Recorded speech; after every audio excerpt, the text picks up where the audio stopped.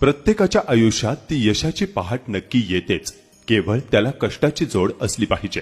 व्यवसाय करण्यासाठी खूप मोठ्या भांडवलाची गरज असते हे आपण आजवर ऐकत आणि पाहत आलो असेल, पण आज आपण जे पाहणार आहोत त्यानं आम्हाला निशब्द केलंय। व्यवसाय करण्यासाठी हवी असते इच्छाशक्ती, कष्ट करण्याची धमक आणि सचोटी।